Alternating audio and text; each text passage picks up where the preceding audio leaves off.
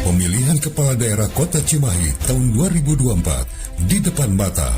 Tugas kita sebagai warga negara adalah memilih pemimpin yang berkualitas untuk memimpin Kota Cimahi ini ke arah yang lebih baik. Bintang Rakyat Media atau Bram Studio bekerja sama dengan 5 waktu radio streaming menghadirkan Cimahi Memilih. Kang Wo. Ya, malam ini temanya peran buruh dalam Pilkada Kota Cimahi 2024 ya. Wah. Apakah sudah siap untuk Hadir di depan? Mangga kan? Mangga atau kita mulai saja acara ini supaya tidak sambil menunggu yang lain tentunya. Ya, betul. Kita ngobrol-ngobrol santai dulu, Kang Saidudin. Ini seragamnya ini SPN nih, Mang Awan nih. SPN ya. Apa SPN itu, Kang? Apa SPN itu? Baju besi katanya kan SPN ini. Lejeng Kang Rio. Ini belum apa-apa udah bilang baju besi nih, Kang. Oke, SPN itu apa, Kang? Intinya Mangga. Oh. Di tengah supados itu tuh TV natos nyorot. TV. Tipian. Jadi kita bakal live juga channel ya. Nah, sambil menunggu. Nah, ini kalau tornya udah sampai ya mungkin ya. Bayi ini silakan aja nih kalau misalnya mau dipakai, mau dilihat. Oh, Pak Asep aliansi. Oke. Nggak apa-apa. Saya justru ingin mempertanyakan Kang Asep kan waktu part 1 ini kan luar biasa sekali ya ide-ide dengan gagasannya. Baik sahabat-sahabat 5 waktu radio streaming, tentunya saya Mang Wo akan mencoba membuka diskusi publik malam ini terkait dengan peran buruh ya. Ada di sebelah ujung sana ada Pak Asep, nanti bisa diperkenalkan lebih jelas Pak Asep ini nama lengkap beliau, kemudian sepak terjang beliau di mananya. Nanti beliau yang lebih paham tentunya ya. Kemudian ada Kang Muhammad Rio, ada Kang Saihudin juga. Nanti bisa saling memperkenalkan diri supaya teman-teman pun memiliki eksistensi yang luar biasa di dalam pembangunan khususnya di Kota Cimahi ini. Saya mulai dengan Pak Asep tadi ya. Karena senior beliau ya tadi ya Pak Sudin ya. Nah, tapi masih banyak yang belum tahu juga nih Pak Asep ini sebenarnya sepak terjangnya seperti apa. Mangga, Pak Asep.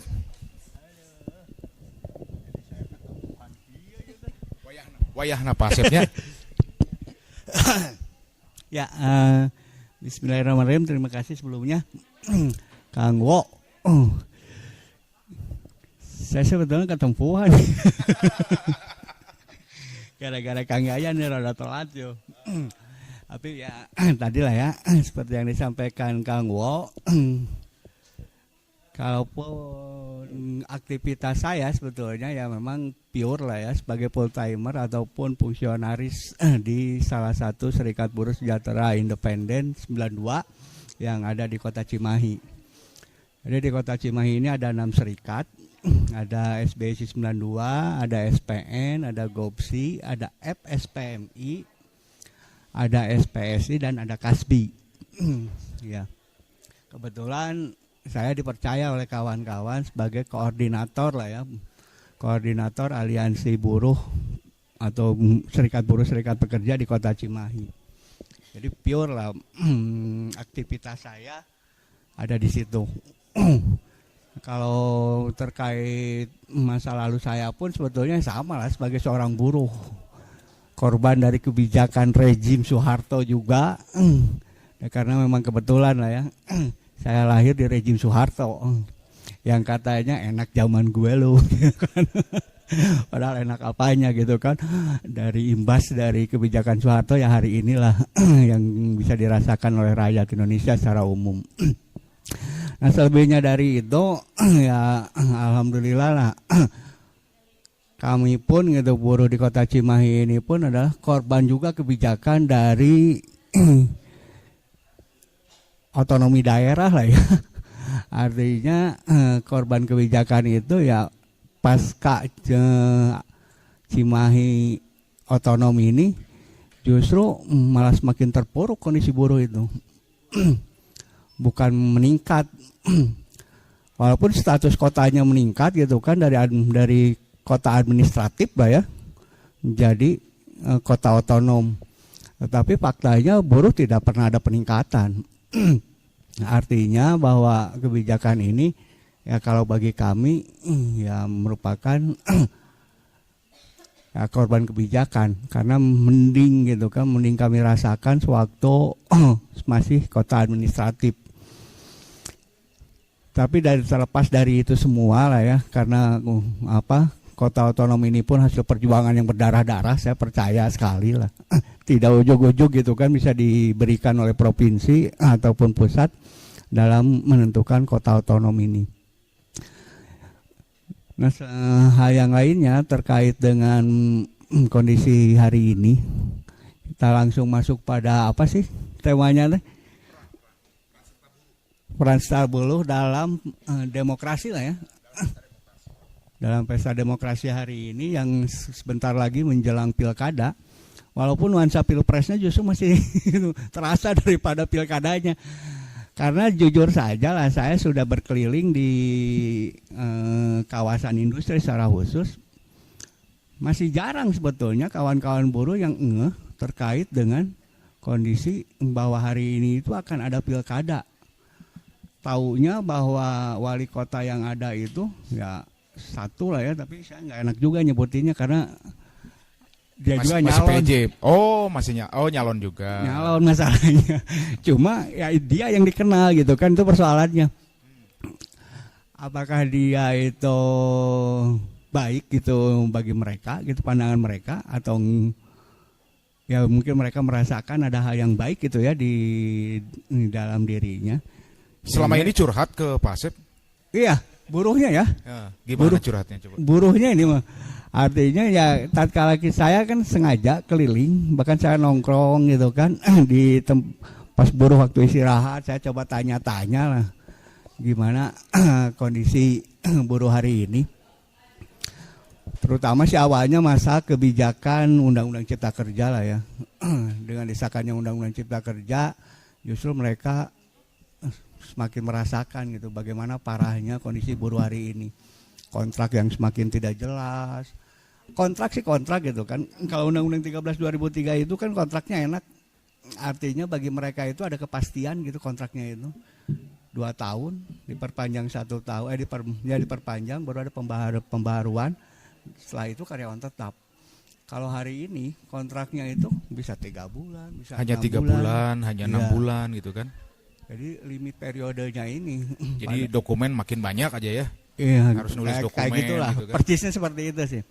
Nah, berangkat dari awal dari situ, akhirnya ya saya coba juga nanya terkait dengan proses pilkada hari ini. Dan ternyata memang cukup banyak yang nggak ngeh. Kawan-kawan buruh ini banyak yang nggak ngeh gitu terkait dengan akan terjadinya pilkada di 2024 ini. Bentar Pak Sep, nggak ngeh itu artinya memang edukasi politik terhadap para teman-teman buruh atau di situasi di pabrik ini memang tidak diciptakan atau seperti apa sih selama ini? Karena saya belum pernah ya kerja sebagai buruh langsung di pabrik atau di perusahaan-perusahaan besar. Gimana pandangan Pak Sep? Ya, saya justru akan balik bertanya, apa memang ada gitu pendidikan politik? Harusnya ada idealnya. Idealnya kan ada. Idealnya siapa sebetulnya yang bertanggung jawab terhadap proses pendidikan politik ya, ini? kita bersama-sama tentunya Pak Asep. Iya kan? Pak Asep pernah nyoblos berapa kali atau berulang kali mungkin. Nah, kalau itu memang kita rasakan lah ya. Kalau itu memang kita makan pelakunya kan kayak gitu. Jadi apa ya? Image yang terbangun hari ini bahwa pesta demokrasi itu ya khususnya kaum buruh lah ya. Kaum buruh ini ya hanya dimanfaatkan untuk tadi nyoblosnya saja gitu. Sementara dalam konteks kebijakan politiknya sendiri gitu nggak pernah dibawa-bawa. Ya. Oh gitu. Kalau itu kita akui lah, betul ada gitu kan, bahwa kita terlibat di dalam proses 5 tahunan gitu kan, atau sebelumnya ada pilkada sebelumnya kita terlibat gitu. Hanya sebatas nyoblos. Hanya sebatas nyoblos, tidak lebih dari itu kan. Apakah kalau ada kebijakan politik yang ada? Ya salah satu contoh lagi lah ya, saya jadi terangsang, artinya gini, Tapera hari ini yang menjadi tren gitu kan, pembicaraan di nasional ya, isu nasional gitu kan, apakah kita dilibatkan enggak? Bahkan kalau kita nanya siapa sih yang butuh itu ke perumahan itu, pemerintah atau rakyat kan kayak gitu. Nah kondisi ini pun sebetulnya yang menjadi persoalan kan, artinya rakyat itu tidak membutuhkan tapera. Yang kita rakyat butuhkan adalah bagaimana sembako murah, Ya, pajak tidak dinaikkan gitu kan. betul. BBM juga di biasa-biasa lah standar. Sederhana ya. Yang kita harapkan seperti itu. Dan kalau lebih jauh lagi kita menilai gitu kan dengan potongan 2,5% sementara gitu kan UMK Kota Cimahi kemarin naik berapa sih? Ya, betul. 1% ya? 0,9. 0,9%. Betul. Tidak nyampe 1% sementara Atau sekarang tekor. tapera dipotong 2,5% kan ngeri. Tekor ya. Nah, artinya seperti itulah, maka tadi kalau kembali lagi ada nggak pendidikan politik gitu kan? Sebetulnya kami di serikat ini berupaya walaupun mungkin tanpa ada bantuan dari pemerintah gitu, apalagi kalau dari partai politik lah ya, kita tidak pernah mendapatkan itu. Tapi kita berupaya. Bahkan ada satu serikat pun yang sudah sampai hari ini ya tingkat pemikiran sudah maju, akhirnya membentuklah partai buruh kan, karena udah ada kesadaran ke arah situ. Dan itu yang yang memberikan pendidikan politik bukan partai politik, tetapi kami lah gitu, para serikat buruh, serikat pekerja. Nah, kalaupun yang tadi saya maksud itu kan saya random, kebetulan yang memang tidak berserikat. Kalau yang berserikat insya Allah lah ya, kalau yang sudah berserikat itu cukup paham bahwa besok itu tanggal 27 November itu akan ada pilkada, itu paham. Tapi ini kan cukup banyak juga gitu kan, ya hampir Yang belum paham ya. 30% atau sampai 40% kan tidak berserikat. Oh. Nah, ini persoalannya. Oke. Nah, bagi mereka ini artinya nuansa pilkada pun tidak bisa dirasakan. Kalau di kami yang berserikat ya jelas lah kami sudah paham itu. Dan kami sudah punya kriteria harus seperti apa sih orang yang bisa kita dukung ini gitu kan, karena kalau kami mengusung nggak mungkin.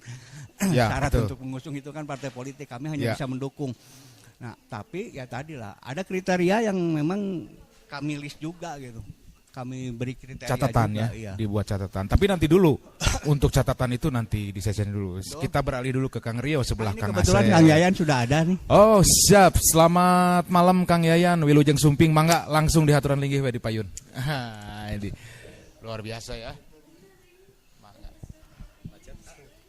Mangga paling dia Pak Yayan. Nah, kita baru mulai tadi dari Pak Asep Pak Yayan ya. Ya, nggak apa-apa, nggak terlambat. Oke, kita lanjut ke berikutnya nih. Sebelah Pak Asep ini ada salah satu aktivis juga atau gimana nih ya? Saya Kang Rio belum tahu nih sepak terjangnya nih. Mangga Kang Rio. Karena masih muda juga beliau, luar biasa ya.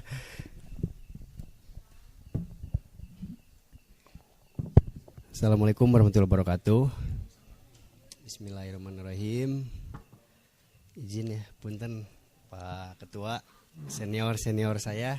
Mungkin kalau berbicara masalah perburuhan di sini mungkin saya agak minder mungkin Kang ya. Agak minder teh karena memang banyak senior saya di sini gitu kan. Karena saya masuk ke dunia perburuhan itu tahun 2018 saya masuk ke dunia perburuhan itu bersama paman saya itu Pak Salim Tamim di Cimahi itu.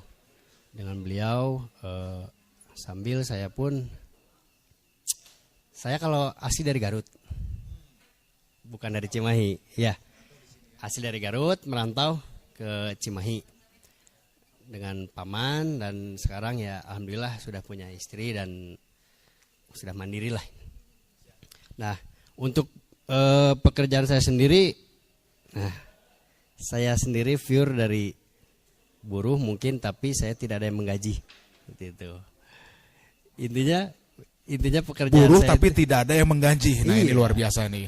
gini, kalau kawan-kawan itu kan ada buruh yang memang digaji sama perusahaan seperti itu. Kalau saya itu buruh harian gitu. Tidak ada yang menggaji, saya tidak ada hari liburnya. Sabtu Minggu saya tetap kerja kalau ada pekerjaan seperti itu. Lebih tepatnya seperti itu. Jadi selain kalau aktivis sih gimana, bingung ya. Tapi tergabung di mana? Di GOPSI ya? Di GOPSI, saya GOPSI sebagai itu sekretaris Gabungan Organisasi Buruh Seluruh Indonesia. Oh, gabungan. Selain saya di GOPSI juga, saya alhamdulillah diberi kepercayaan sebagai advokat. Sebagai advokat yang mana saya untuk menyelesaikan mungkin kan menyelesaikan perkara-perkara buruh itu ada memang yang tidak bisa oleh serikat buruh. Ya, betul. Seperti itu. Jadi contoh gini. Jadi yang menjembatani ya, Iya. paling tidak ya. Contoh begini. Kalau serikat buruh itu kan ya untuk menyelesaikan anggotanya itu kan cukup dengan serikat buruh itu selesai, bisa di PHI itu mereka walaupun bukan advokat itu bisa Betul, masuk betul. ke PHI seperti itu. Betul. Tapi bagaimana dengan nasib-nasib kawan-kawan kita yang memang tidak berserikat? Oke, betul. Seperti itu. Karena kalau yang tidak berserikat itu menguasakan kepada serikat buruh itu yang memang tidak memiliki basic advokat itu putusannya bisa NO seperti itu. Iya. Iya. Memang ada aturannya juga ya Pak Ketua ya seperti itu. Karena gini, tahun 2019 saya pernah nangani kasus itu ini by kasus ya. Ya. Saya berbicara by kasus saja.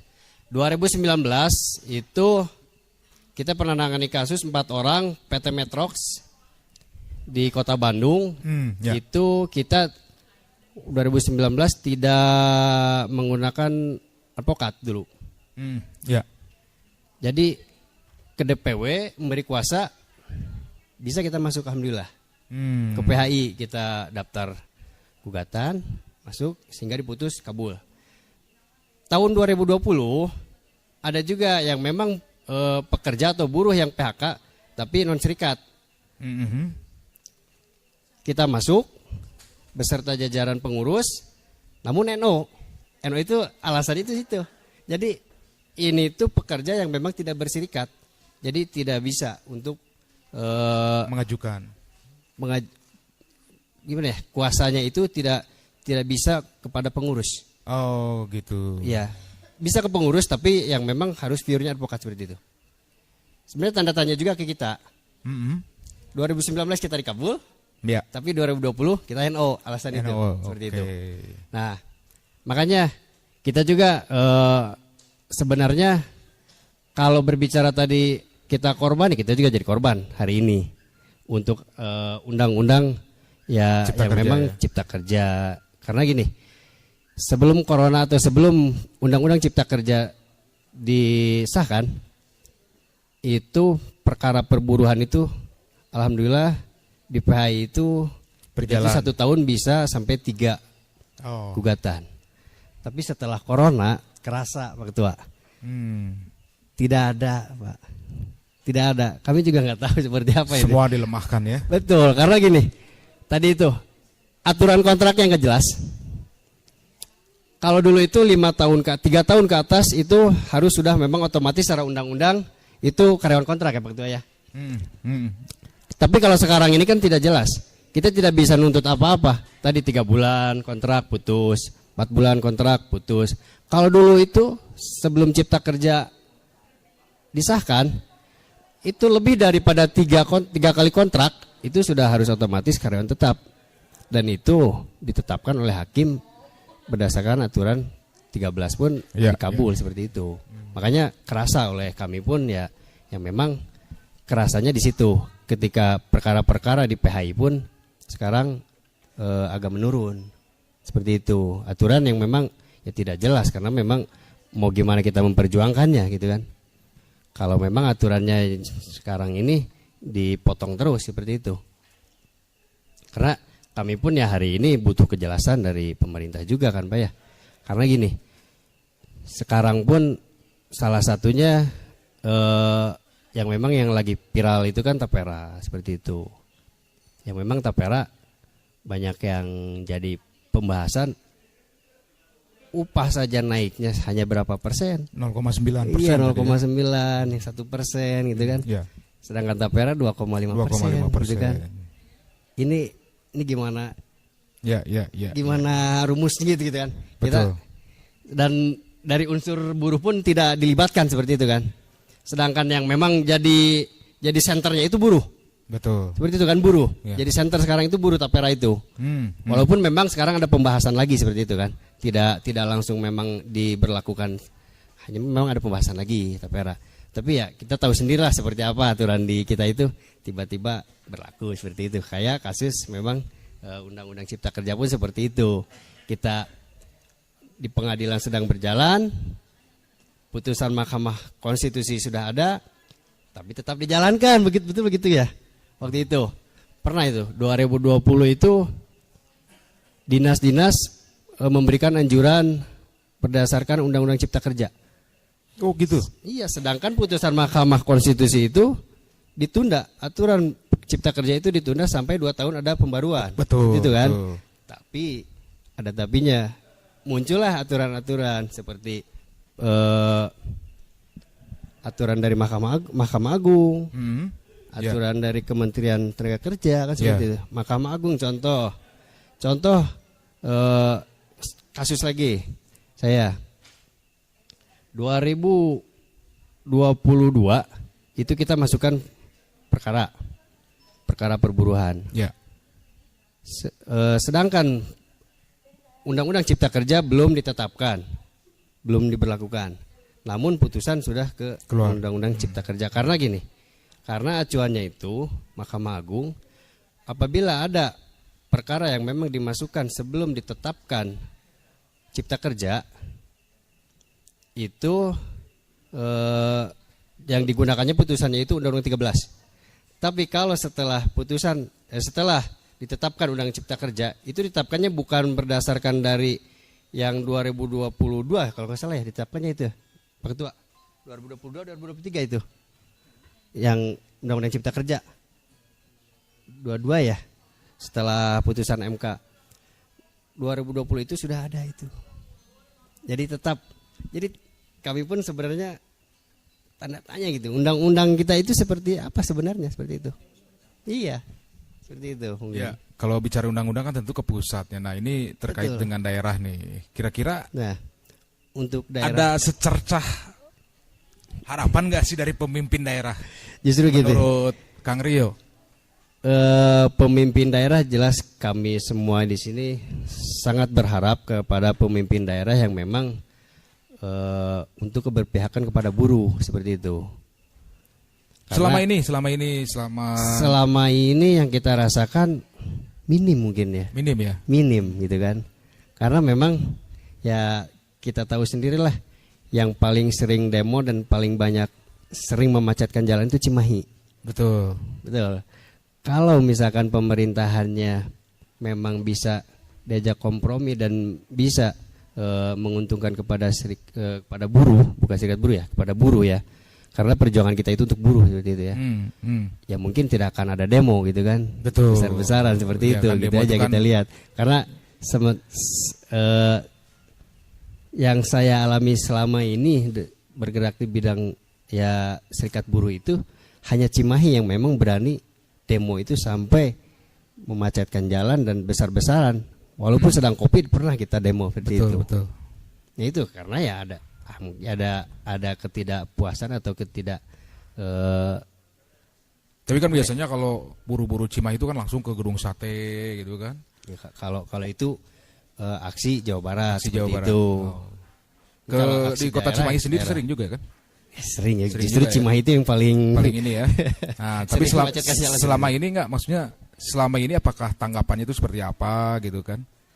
Ya kalau hanya tanggapan saja hanya diserap di pemerintahan dan tidak hanya ditampung. Tidak dijadikan undang-undang atau aturan daerah ya untuk apa seperti itu. Sebenarnya menguatkan nggak sih posisi peraturan daerah untuk taruhlah misalnya bisa paling tidak membenturkan undang-undang itu sendiri gitu.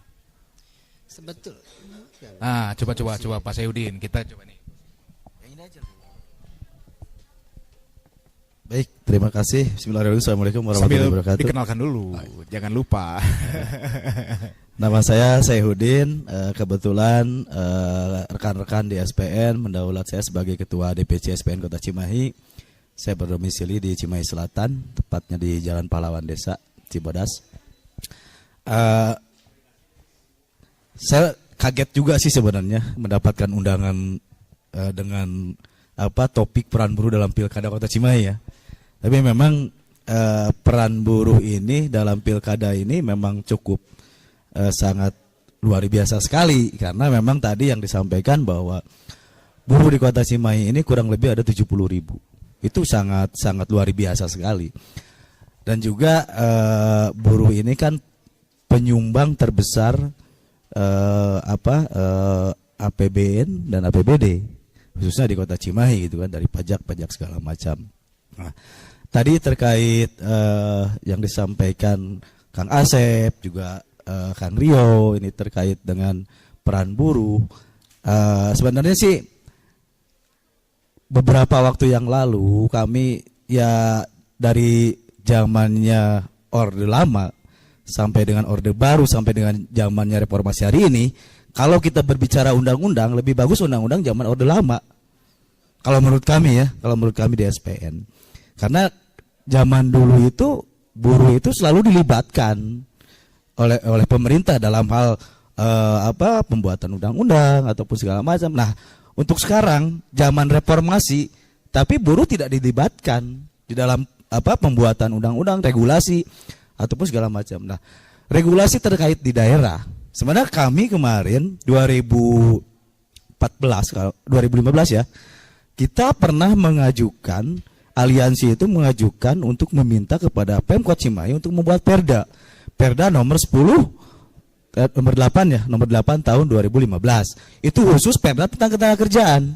Sampai hari ini itu Perda tidak direalisasikan sama sekali.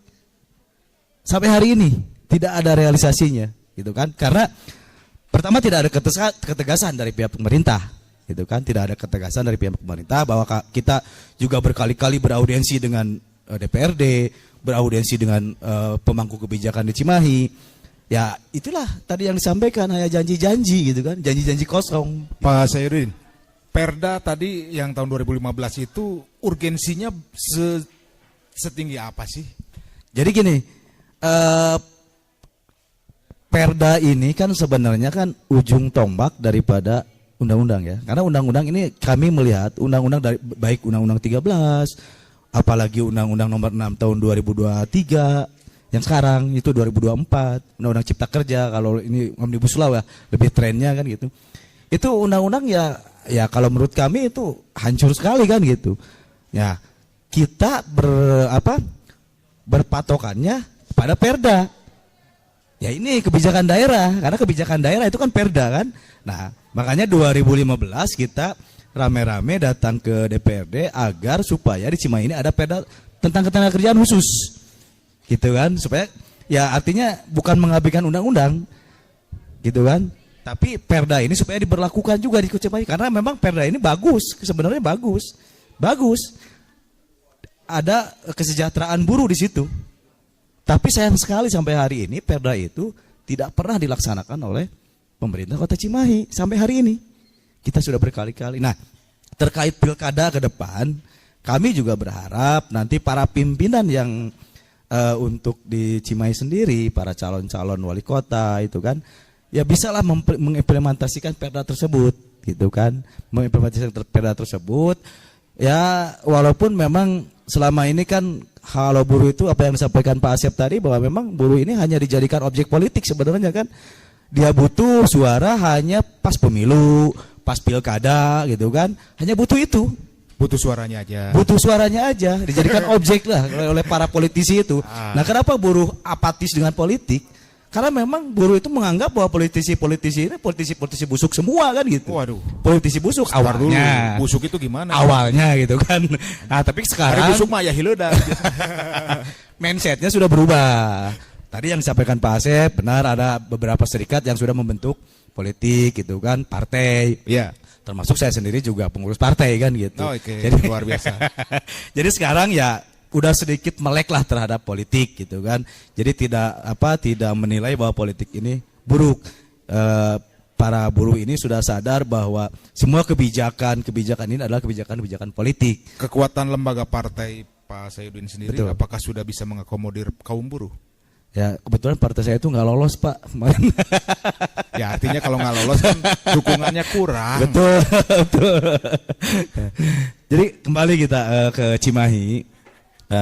sebenarnya sih ada sosok lah ya yang kita tadi sampaikan Pak Asep, ada sosok yang memang calon yang memang tidak ada sekat dengan kita gitu kan. Adalah sosok bahkan kita sudah geus lah ieu we cek buruh teh kan gitu. Geus anu ieu lah ulah kasaha deui kan gitu. Ya mudah-mudahan saja calon yang kita jagokan nanti itu bisa mensejahterakan buruh lah, khususnya buruh Cimahi kan gitu. Seiring sejurus dengan teman-teman buruh. Paling tidak seperti itu kan, Ya. Pak Asep ya. Oke, luar biasa sekali ini Pak Seliudin. Siap. Makasih Pak Seliudin. Siap. Sebelah saya ini ada Kang Yayan yang tergopoh-gopoh tadi katanya kemalaman, bukan kesiangan ya, kemalaman. Enggak, Kang Yayan bisa diperkenalkan. Terima kasih. Assalamualaikum warahmatullahi wabarakatuh.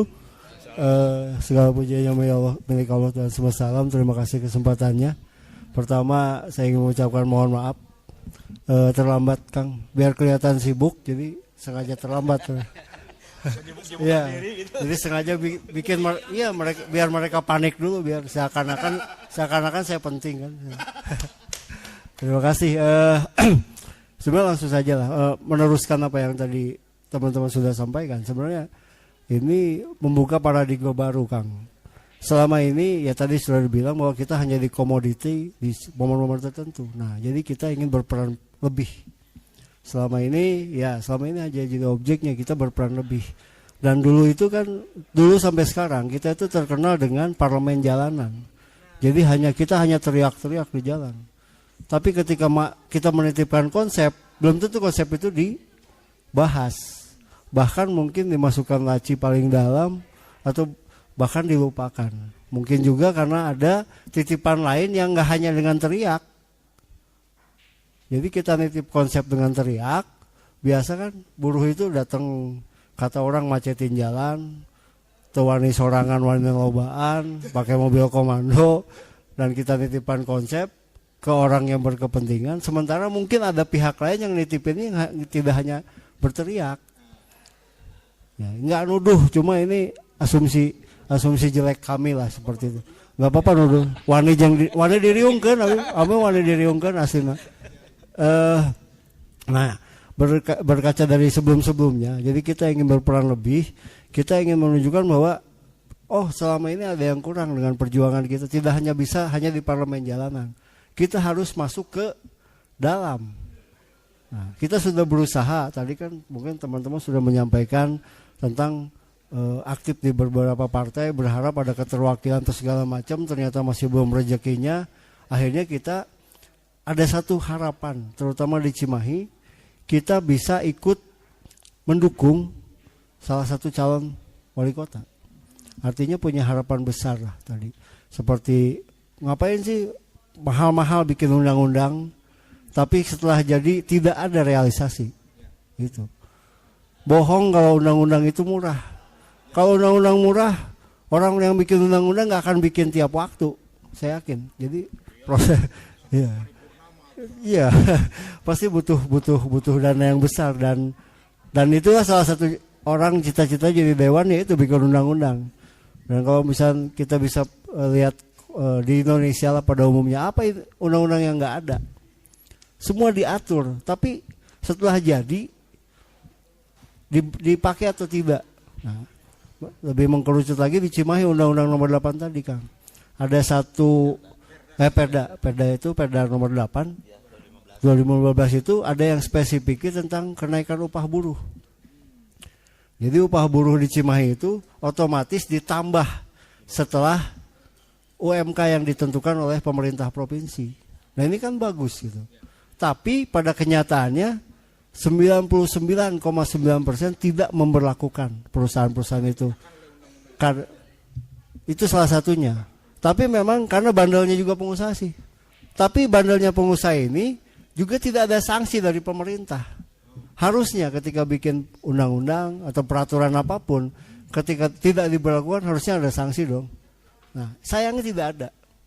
Jadi karena dilakukan mereka buktinya kita tidak bayar sesuai perda, nggak ada sanksi apa-apa. Jadi mereka lebih berani.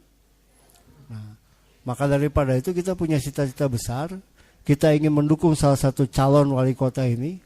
Kalau misalkan Allah mengabulkan jadi, salah satunya itu Bang. harapannya adalah bagaimana lebih kepada melihat pekerja-pekerja yang ada di Cimahi yang tentunya berkontribusi. Seperti itu. Jadi cita-cita besar kami ini diwadahi dalam aliansi buruh Cimahi menyatakan dukungan langsung. Boleh sebut nama nggak? Jangan. Tapi udah tahu kan? Tahu lah. Pira aku tahu apa. Kade harewasan gue. Harewasan gue tarik tapi soal nggak mik wae. Oh, itu mungkin itu gambaran besarnya Kang. Jadi tadi saya lupa harusnya di awal. Terima kasih atas undangannya kepada kami sebenarnya. Jadi kita bisa difasilitasi melalui media ini. Jadi mudah-mudahan ya sedikitnya bisa menyiarkan apa yang selama ini menjadi cita-cita kami. Itu aja mungkin. Terima kasih. Assalamualaikum warahmatullahi wabarakatuh. Oke, luar biasa sahabat 5 waktu radio streaming. Mang Awan, nih 4 narasumber ini sudah luar biasa memberikan menyampaikan unek-unek pembukaan kita malam ini. Iya, betul Kang Yang Wo. luar biasa tadi terakhir ini Mang Yayan. Aduh, Kang Yayan ini ternyata keren juga ini. Luar biasa ya. Sampai mau ngebisikin pakai mic. Waduh, nanti bahaya. Ini didengar Bawaslu soalnya. Oke. Jadi jangan dulu ya, Pak Yayan ya, teman-teman yang lainnya. Oke, Kang Wo. Ya, jangan kemana-mana ya. Betul. Kita ada sesi kedua. Sampaikan juga kalau Kang Kanda juga sudah hadir di lokasi ya. Oh, ada beliau. Ada beliau. Halo. Halo, sebenarnya. Pak Kanda, selamat datang ya. Betul. Lanjut Oke. gitu. Nanti kita akan dampuk dia untuk di depan juga, Kang. Oh, harus dong. Untuk sebagai menyampaikan juga. Penengah. Ya. Lanjut. Penengah kekisruhan. Ya. Bukan nama kisruh. Oke. Baik, sahabat-sahabat. Lanjut, Ya. Pak Awan. Oke, sahabat-sahabat Tema Waktu, jadi jangan kemana-mana, kita jeda dulu. Ini persoalan juga akan muncul ya. Nanti akan diperjelas kembali sama Kang Wo. Jadi stay terus di 5 Waktu Radio Streaming bersama saya Kang Awan, juga ada Kang Wo.